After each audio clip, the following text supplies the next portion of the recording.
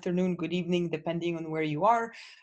My name is Millie. I'm a global innovation advisor, and together with Eileen, we host once or twice a month innovation conversations in an effort to bring in the interesting, cutting edge, disruptive, different thinking and work from outside UNDP.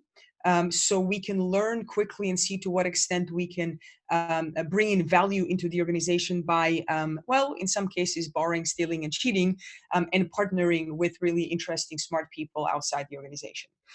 This month, though, the conversations have gone a bit of a different way, insofar that last week we heard from our Global Accelerator team about having 60 labs already set up with 180 boots on the ground. So we got an update from them on where that work is. And this week we have also one of our own, Carlo Ruiz, who's going to talk to us about some work that we've done with the Ecuador country office. But the conversation really has two parts to it. One, we're going to hear from Carlo about the work in Ecuador around the other bar. So it's a chocolate kind of conversation. He's going to tell you a little bit what we did with the livelihoods program there. But more importantly, I think this conversation is really to tell you about how we plan to scale out the work that Carlo has done in Ecuador. And here we want to recruit country offices who are willing to work with us in 2020 around a really interesting, well, we believe it's interesting. You will tell us what you guys think. Way in which we can partner with private sector and dip into the private sector investment for livelihoods and development programs that UNDP gets to do. So the conversation has three parts to it. One, you will hear from Carlo as to what we've done in Ecuador. Two, we'll tell you what our thoughts and ideas are in terms of the work in 2020. And three, we will hear from three partnership advisors from Bangkok, Istanbul, and New York, or Arblack, about interesting leads and potentials that they see when it comes to this idea with large corporates. So in case, as we go on, in case you have any questions, you have any issues, please leave a comment in the chat. And without any further ado, I hand it over to Carlo to kick us off. Carlo, over to you. Hi, Millie. Thank you very much. Hello, everyone. Thank you for joining into this conversation. So we'll get started. We wanted first to tell you about what happened to the case of the other bar. Probably some of you have already heard about the chocolate bar that has blockchain. The name of the brand, the chocolate, is the other bar. And this is a project that we defined, that we use with the support of the Country Investment Facility and also the support of the innovation team and the Alfie Lab team in Istanbul. What we tried to solve here is that we wanted to solve three problems that we found in Ecuador. Specifically, one linked to a project that is already ongoing in Ecuador related to the curbing down the deforestation in the Amazon. Then the second one was to try to find what were the issues related to the information along the value chain, and as a mechanism to see how we can improve farmers' income, given the fact that the conditions of poverty were complicated over in that region, and how we can better redistribute, or how we can better include the farmers in the value chain, and so they can earn a little bit more. And the third thing that we wanted to tackle was the fact that we were aware that there was a lack of information, and from all the research that has been done in Europe, we found one of the issues was that consumers were eager to find more information and try to identify products that in a way could tell and could deliver on a promise of value. So we thought that with technology we could sort of solve that problem, and that's where we were thinking about a mechanism using technology to engage in transparency and to provide that information to consumers. So what we are thinking is that consumers are likely to reward business practices and brands that will likely pay a premium in order to do things better.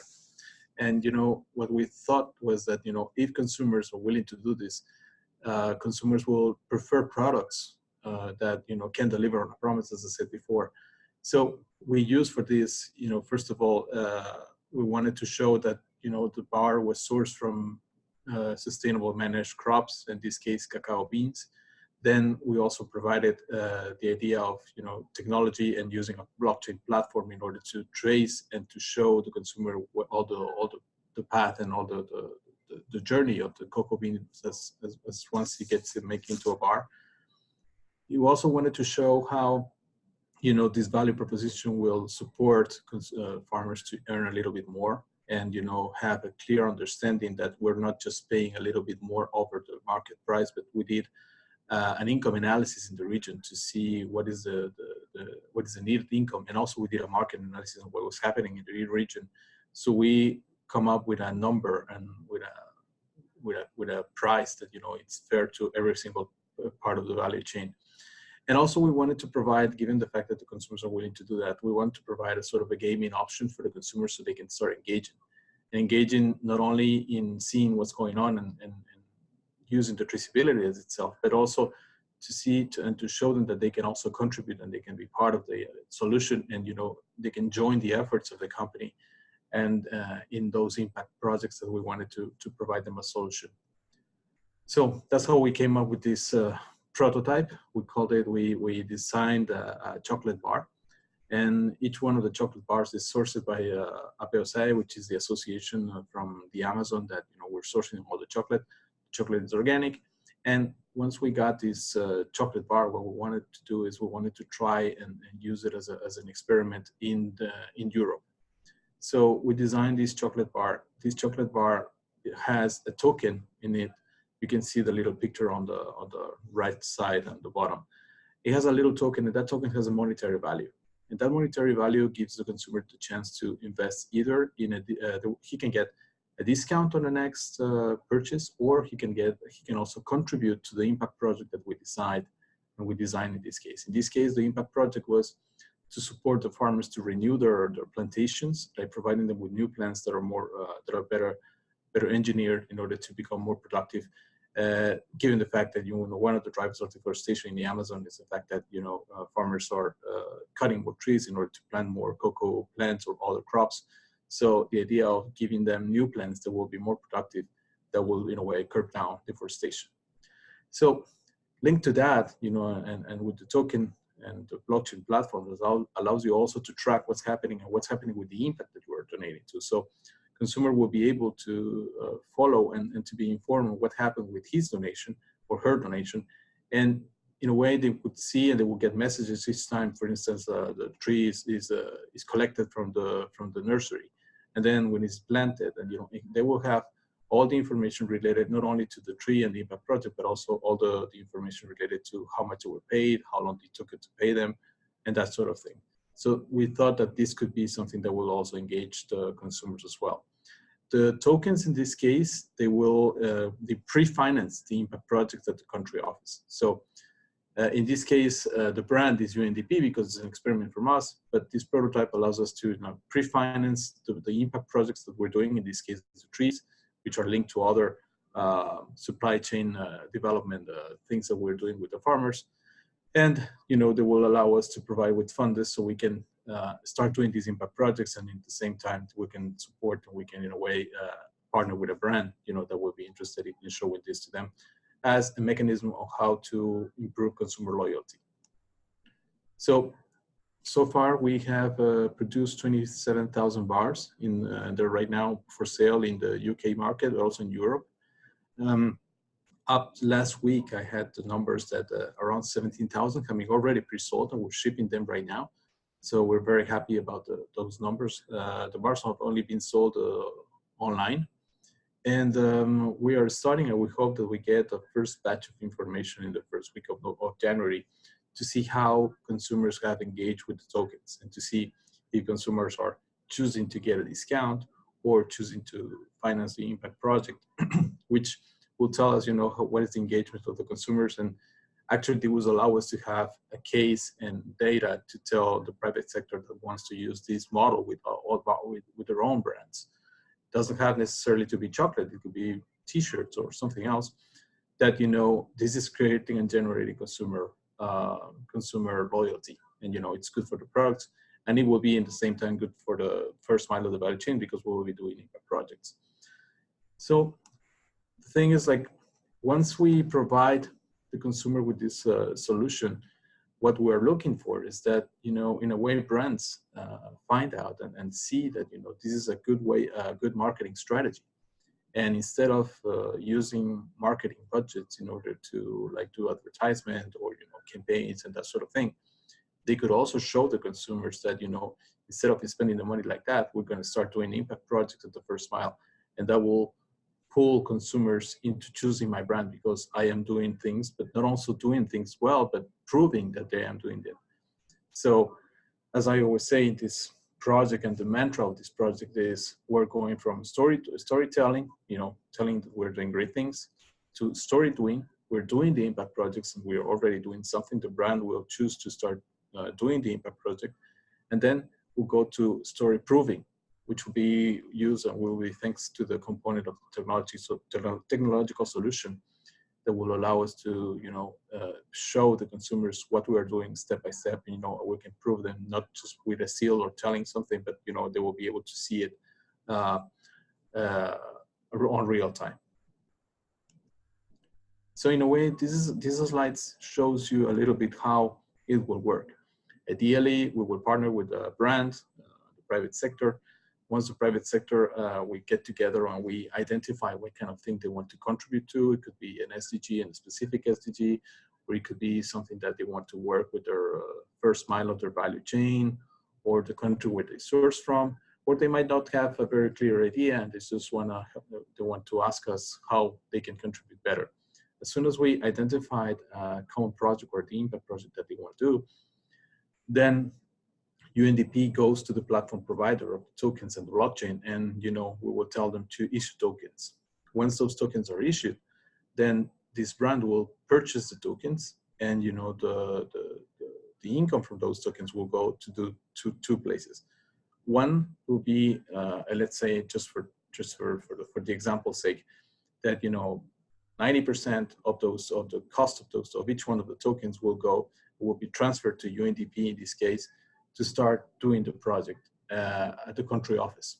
So 90% of that will pre-finance the impact projects at the country office level, you know, so headquarters will transfer that money, and they will arrange that, you know, country offices that are able to start doing the projects. It could be also something that they are already doing and it's already ongoing, which will allow to scale it up.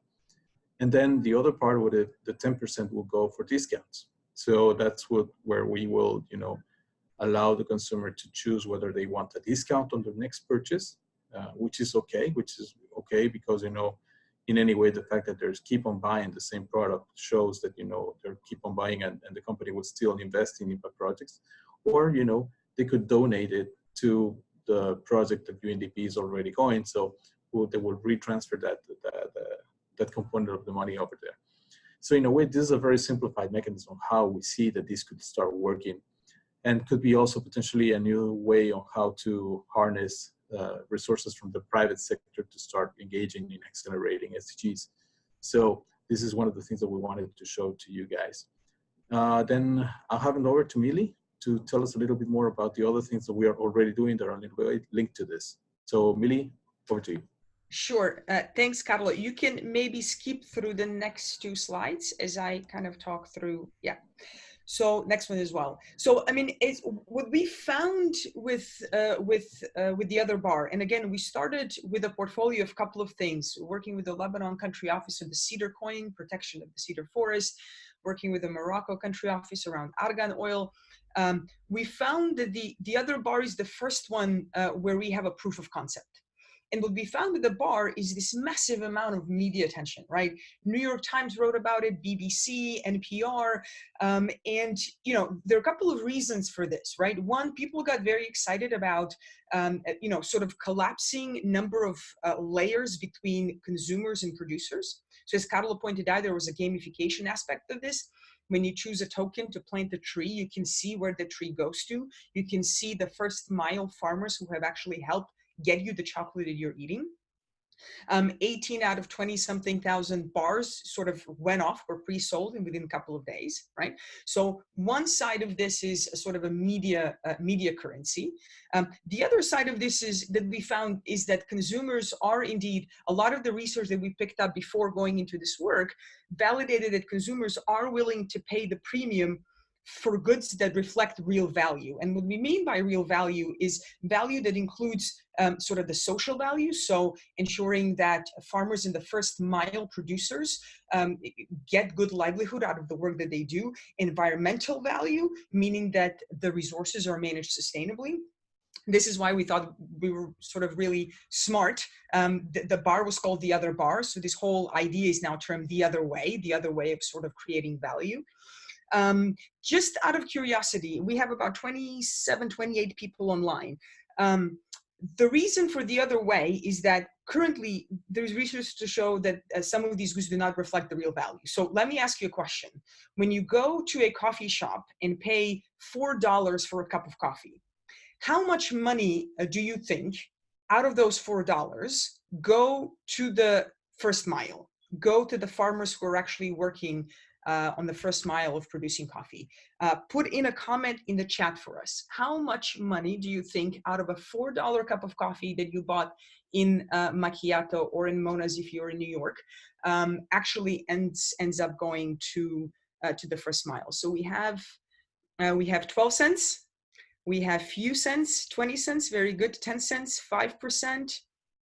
All right, so the research, 10%. Okay, so roughly you guys are close. The Financial Times put out this research just recently that shows a single cent, right? 1 cent, which goes to tell you that while there is a massive wave of sustainability movement inside the private sector, where corporates are putting in very ambitious targets and committing to invest resources to achieve them, that isn't necessarily translating into better livelihoods for the first mile, for the people who we at UNDP work for, the poorest of the poor, who most likely are involved in this trade. So our hunch now, as we're thinking about how do we scale Ecuador bar to other areas and places, is that we might be able to get the private sector to invest their marketing budgets. And as you've seen from Carlos' slides, last year, big brands invested $600 billion into marketing. We might be able to pitch to them that some of that money, instead of paying George Clooney to drink Nespresso, or maybe in addition to, they might invest some of that money into impact projects that UNDP would structure and implement for them. So on one side, they could get that sort of media kick and media boost, but more fundamentally and more importantly for us in the mandate that UNDP has, we would be able, through structuring these projects in the way that Ecuador was structured, really be able to reinvest some of that money into the livelihoods of the people and the farmers, but also into the more sustainable management of resources. So we are now at the point where by the end of the year, we would like to identify 5 to 7 country offices who are working, whether that's fisheries or coffee, tea, fruits, tourism. We have in our block, we have a couple of offices who are looking at sort of waste, plastics, and tourism angle to this. Would like to pick a portfolio of 5 to 7 with whom we would work with next year. We were lucky enough to get Carlos RR to allow us to get 1/4 of his time all next year, so we can sort of work to develop this further, where we could actually test this hypothesis, right? So we're looking for 5 to 7 partners. Now, one of the questions that you might be asking yourself is, okay, this is all nice and lovely and sounds fair, but have you actually gone out and talked to some of the private sector partners on this? Does this have any chance at all in having a bite when it comes to the corporates? So this is why we've asked partnership specialists from a couple of regions to tune in. We're not going to bug you guys for too much. We literally want 1 minute of your time, sort of talking to us about, one, do you think this idea has merit based on your experience with the private sector?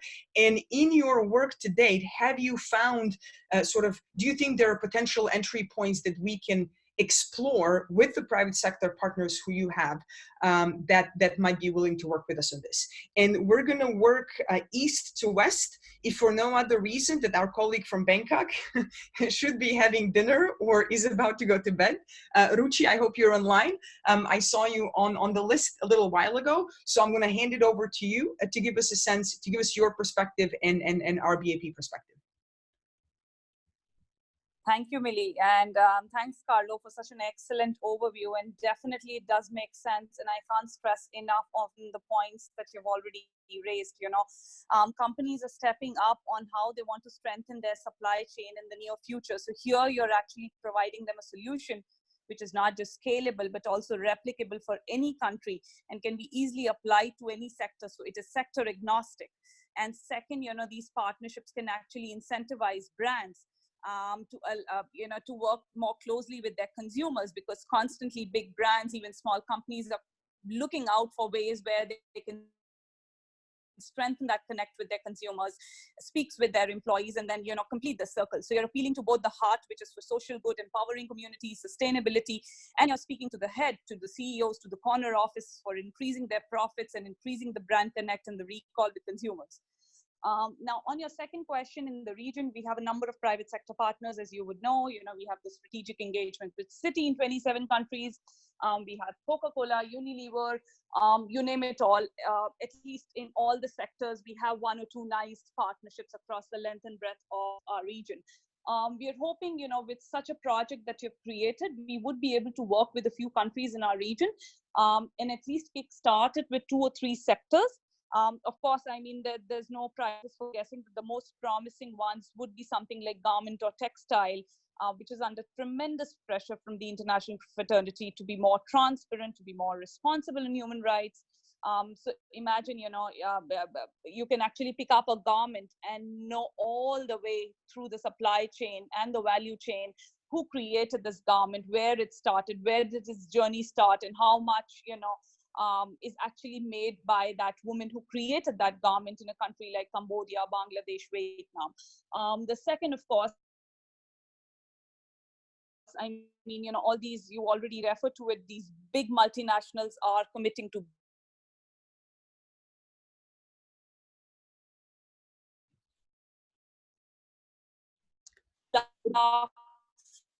they don't need to go out there and talk about their project commitments. Here is a very transparent and sustainable connect with us through their agribusiness model, speak with their shareholders and stakeholders. And it doesn't stop there. Do not typically align such an engagement.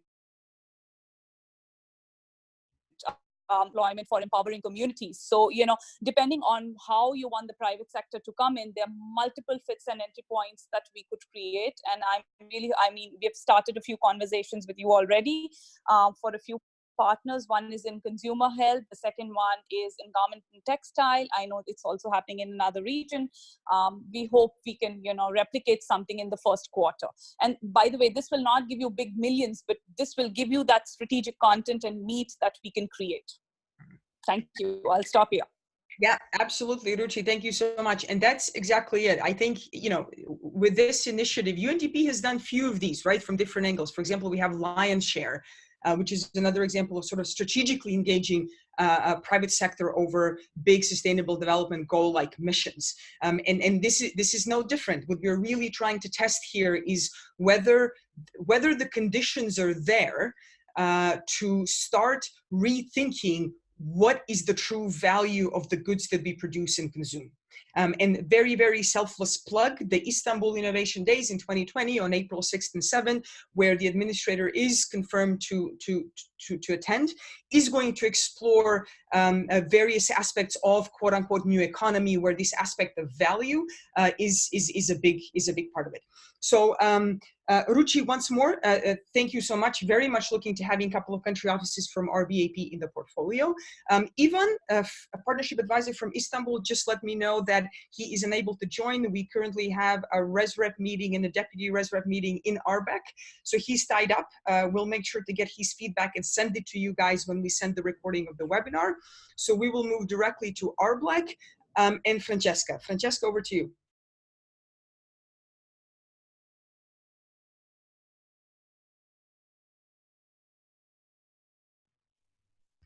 Francesca, if you are talking, you might be muted. We don't hear you.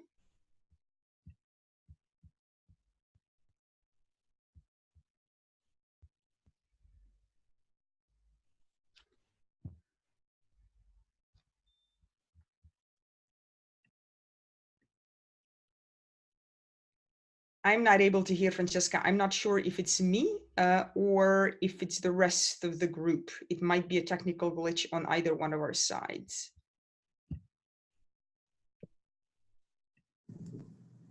Hello? Yes, Francesca, is that you? Yes. Super. Okay, now we can hear Can you hear me? Oh, okay, sorry. Good morning, colleagues. Thank you very much, Millie. Very briefly, just to reinforce all the very good points that my colleagues Carlo and Rucci has made. In the Regional Bureau for Latin America, we started to explore leads on this new strategy. And actually, I must say that the private sector is responding extremely positively. And I mean, it's like we have already in the last months, like 4 or 5 leads on this. And everybody wanted to work with us. And what we are finding very interesting is that they wanted to work to explore new standard for their products.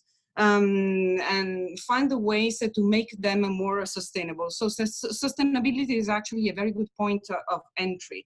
I will just make some of the examples right now. For example, we are working with Lavazza in Ecuador. And this is a partnership that is pretty much advanced. They wanted to start a line of coffee free of deforestation. And so we are working with them and the government to, I mean, it's like this is the first step toward sustainable production in the coffee sector. And then we have a few leads in the garment and textile with Everlane, Arc'teryx. And then also we expanded with a big producer of retail of glasses in Italy, like Luxottica. And also with the companies that are centered in consultancy, like sustainable engineering stuff like Stantec. So all of these companies, they request our support to help us, help them to make the value chain more sustainable. And also I found it very interesting that they, and this is actually words of the representative of this large company, they want to be accountable. They want to be sustainable, but more than ever, they want also to be connected with our metric of the SDG. So all of these are extremely interesting entry points. And I must say that all of them are really receptive. And we are starting conversation to make this partnership much more concrete and possible. Thank you. I will stop here. Super. Thank you so much, Francesca and Rucci. Again, it's good to hear, and I hope useful for colleagues who are tuned in, that there are leads that we can pursue almost immediately. So without any further ado, I'm going to hand it over for any questions that you guys might have. But let me just repeat, we are looking to have a portfolio of 5 to 7 country offices that have projects in the areas of livelihoods, plastics, various different sectors in supply and value chains, where we can hit the ground running quickly. We have, as you were able to hear, some very well connected private sector colleagues who are able to make that connection and sort of help us triangulate. We have last week had a discussion with the Chief Digital Officer who is interested in looking at this as one of the potential areas for scaling development impacts using tech. So again, an opportunity to have quite a bit of spotlight on the initiative, as well as an opportunity to profile some of this work at the Istanbul Innovation Days in April. This is the pitch to you guys. Over to you. Any questions, any comments, any ideas, anything that you absolutely hate and think will likely to fail if we get out of the gates? The floor is yours.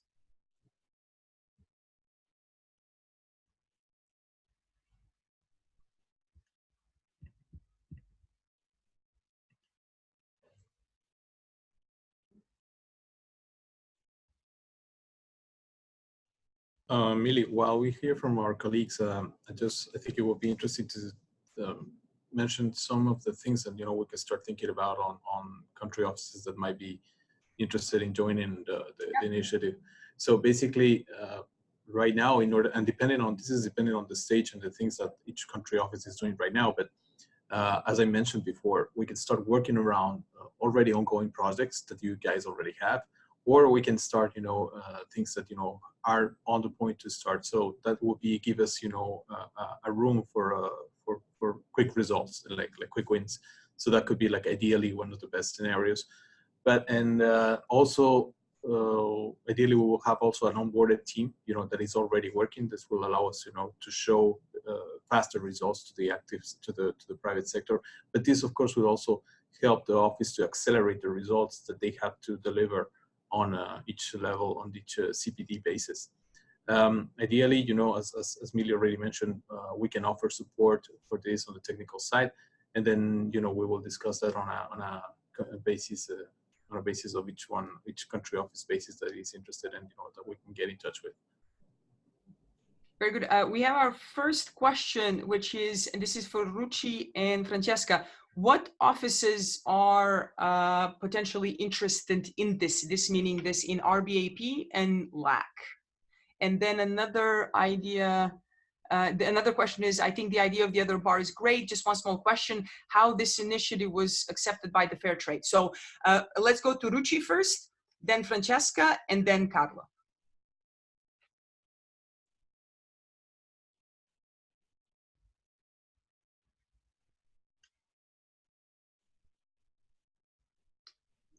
Hi, Zola. Thank you. So at this stage, we do know the sectors that we want to target. Like I mentioned, garment, textile, FMCG, and a few others. So we are targeting the country office basis the sector. So most likely it will be country offices where we have a big burden like Bangladesh, Vietnam, Cambodia, and then depending on the interest and traction from the partners. So, but I'm starting it in a reverse way in our region. I don't know if that's correct, but just experimenting it for a few days. Then we'll change our strategy if it doesn't work. Very cool. Thank you so much. Francesca, over to you on the country office entry points in LAC.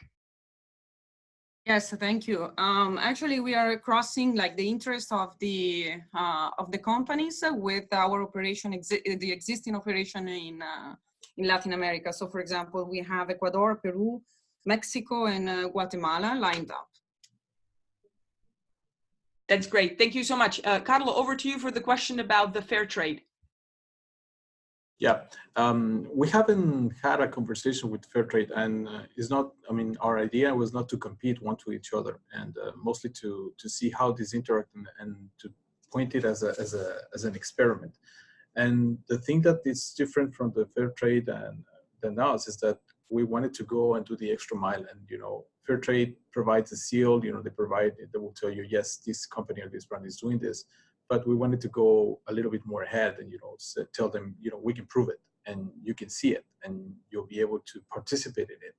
So it will be, you know, a 2.0 version of this, something related with the consumer engagement. So that's why that was something that we didn't want to compete, but we wanted to show like something more advanced than the certifications can provide.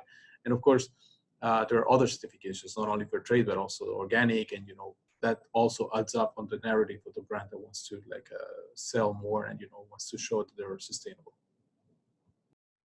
Super, Carlos, so much. So we have Barbados and OECS volunteering. This is great. We have Uzbekistan. Adam, thanks so much. Dried fruits.